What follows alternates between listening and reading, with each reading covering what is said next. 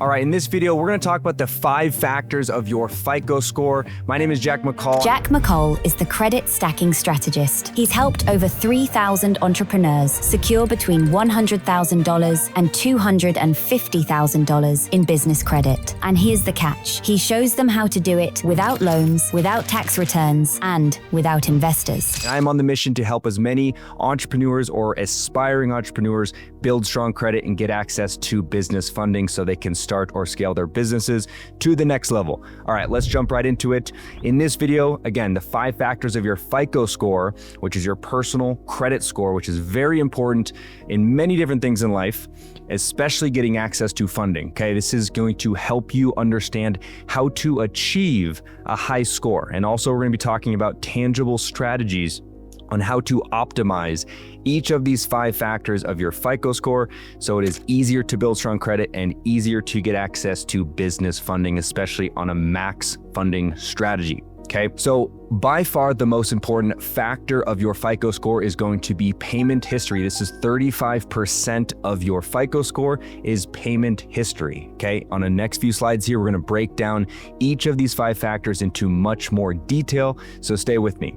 Next is 30% of your score. This is the amount of debt. Okay, this is the amount of utilization on your personal credit cards, how much debt you are carrying, what are the balances on these cards, and the percent of the utilization on these cards. Next is going to be 15% of your score, and this is the length of your credit history. Okay, things like your average age, how long have you had these accounts, things like that. The longer, the better. The shorter, the younger, the weaker. Okay.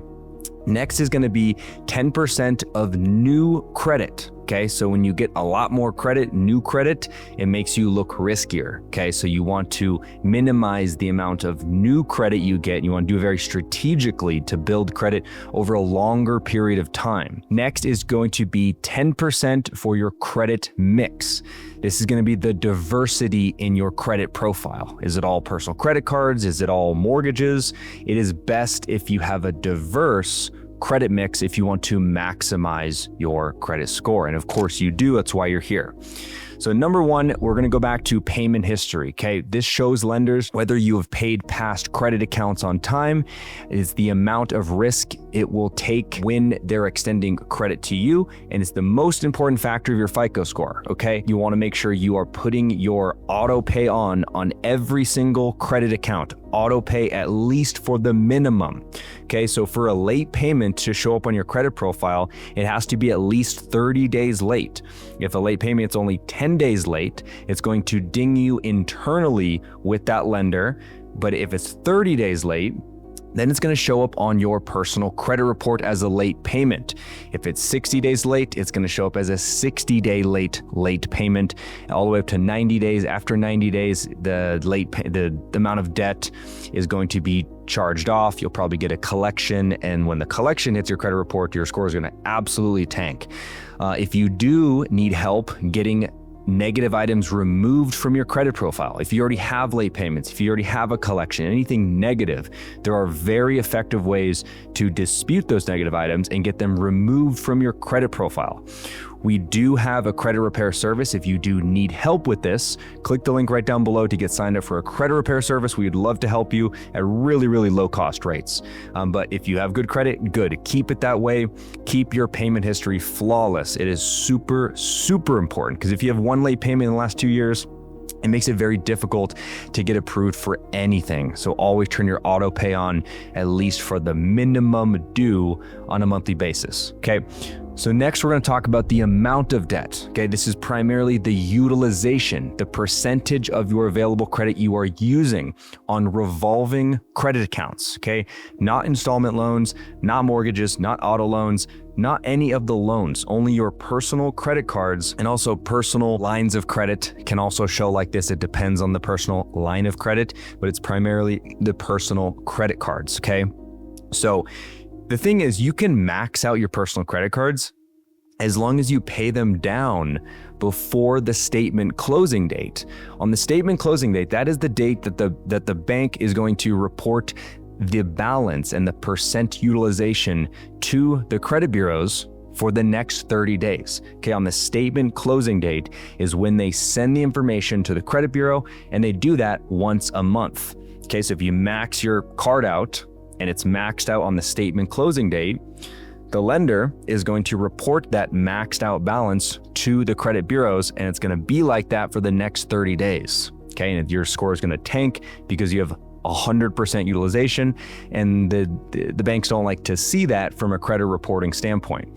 Again, you can max your card out, but then at least pay it down a couple days before the statement closing date, and whatever that balance is on the statement closing date, that's what's going to be reported. The cool thing is, if you have high utilization and your score is brought down because of it, you can always pay your utilization down on the statement closing date. It updates the credit bureaus, and boom, your score can easily shoot up 100 points if you go from high utilization to low utilization on a month-over-month basis. Okay, this is very important to keep your utilization low at least a couple days before your statement closing date. Next, we're going to talk about the length of credit. Longer credit history will increase your FICO scores. How long your credit accounts have been established, including the age of your oldest account, the age of your newest account, and the average age of all of your open accounts. Okay, I say open accounts because if you close all your accounts, it's going to almost delete all of that age. Okay, so you want to keep your credit card accounts open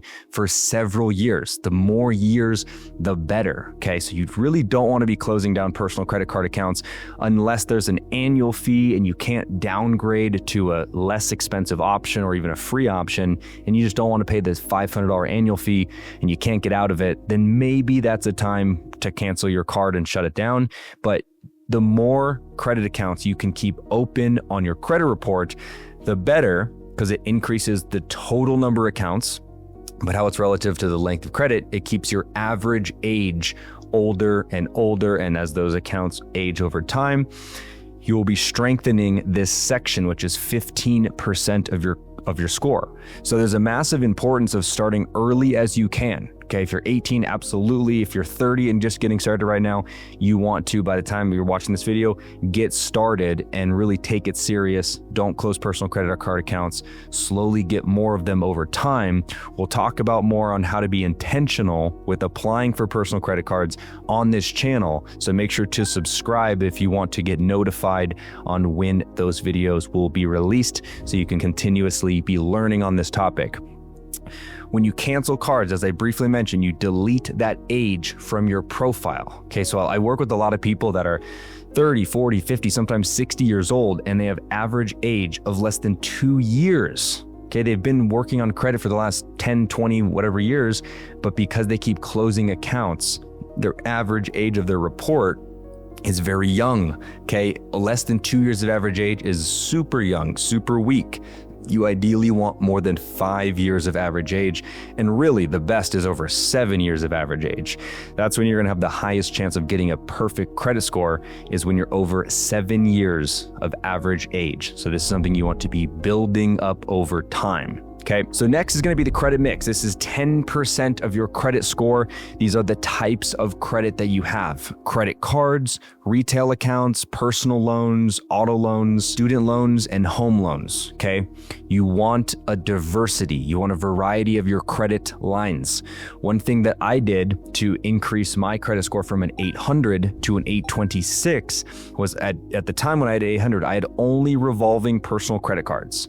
Once I got a personal installment loan, because I had the diversity now, it increased me from an 800 to an 826 just from diversifying my credit mix. So think about over time, having an auto loan helps. Having personal loans help. Obviously, you don't want to overextend and over leverage yourself, but just keep this in the back of your mind of having a diverse credit mix can be beneficial.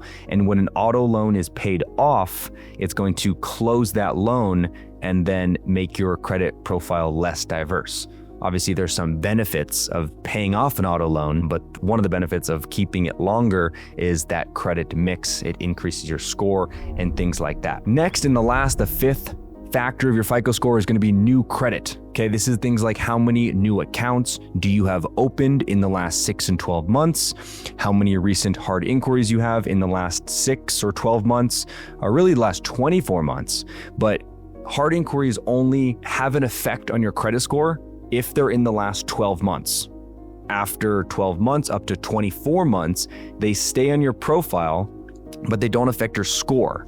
After 24 months, they drop off of your credit report completely, but they are weighed the heaviest on your credit report and to your score in the last 6 months. So you want to be very intentional about the hard inquiries you receive, especially in the last 6 months. And if business funding is your objective, you want to be very careful on not getting too many hard inquiries from personal credit card accounts leading up to those business funding applications, which we'll get to more of on this channel. Another part of that is how long it's been since you've opened an account. Okay, so this kind of goes to the first point of how many new accounts. If you have more than 2 opened personal credit card accounts in the last 6 months, it then becomes very difficult to get approved for anything else. Okay, so no more than 2 opened personal credit card accounts in the last 6 months, and no more than 4 in the last 12 months. I see one of the big mistakes I see people make is when they apply for 4 or 5 personal credit cards all at once. It's very possible to get approved for those 4 to 5 personal credit cards all at once for sure. But when you do that, and then you try to apply for business credit cards or anything else after that, for at least 12 months, that person who does that is going to have a very, very difficult time of getting approved for anything after that if they have 4 or 5 personal credit card accounts open in the last 12 months.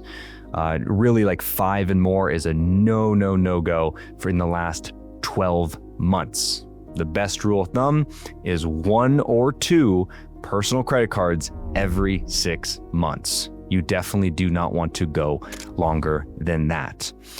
All right, so that is the 5 factors of your FICO score and some of the tangible strategies that I keep in mind when I'm trying to optimize each of those factors, or when I'm working with people to help optimize their personal credit scores. If your intention as an early stage entrepreneur or aspiring entrepreneur, or if you're just trying to get the best possible personal credit cards, it is so important to optimize these 5 factors of your FICO score. So if you want to learn more on how to optimize your credit so you can get approved for these top cards, make sure to subscribe to my channel.